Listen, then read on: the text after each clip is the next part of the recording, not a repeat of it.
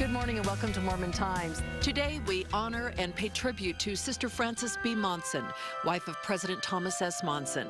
She passed away on Friday morning in a Salt Lake City hospital. She was 85 years old.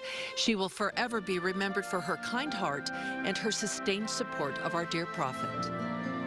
Frances Beverly Johnson was born on October 27, 1927.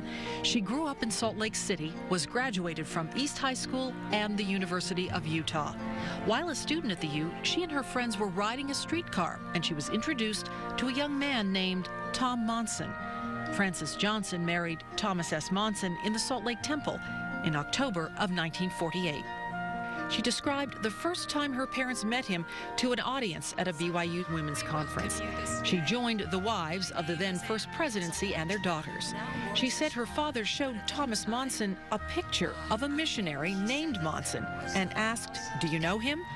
Thomas Monson said, "Yes, that's my grandfather." My father was just thrilled. He thought, oh, we knew him. He was a missionary in our home in Sweden and helped convert my mother and father and 12 children. By that time, he was in, so... The three Monson children, Tom, Ann, and Clark, were all born in the 1950s. He could not do what he does without my mother's support. And he knows that he has that support. And he's known that he's had that their whole married life. My mother's a fabulous listener. And yet she'll come in periodically and give her viewpoints when he's talking to her. And so they're a wonderful team with one another.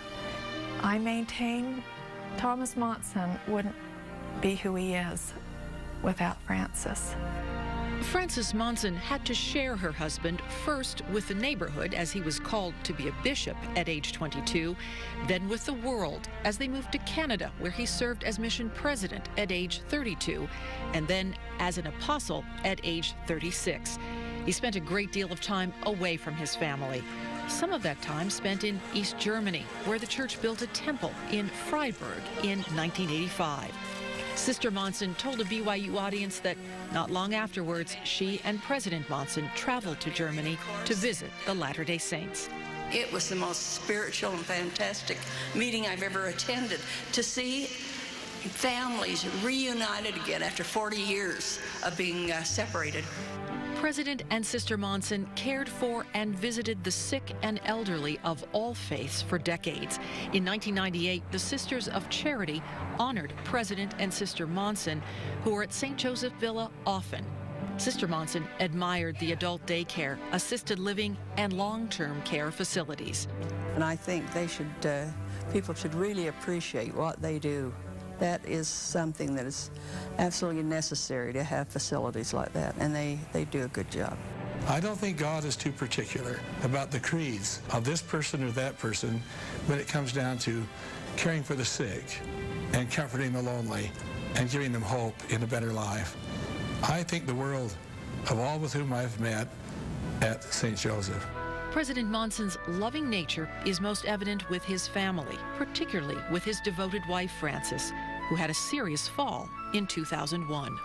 After Mom was in that coma, lying in the hospital for 3 weeks, Dad conducted all his business from a waiting room in the hospital. And he sat up there hour after hour, day after day, prayerfully exerting faith that he could have his companion. Sister Frances Monson was by his side as he became president of the Church of Jesus Christ of Latter-day Saints, at temple dedications, for graduation exercises, always united in purpose and love for one another.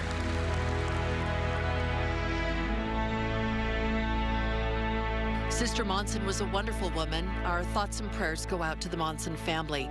We will post news about her funeral arrangements on our website at mormontimestv.ksl.com. We'll be right back with more on Mormon Times.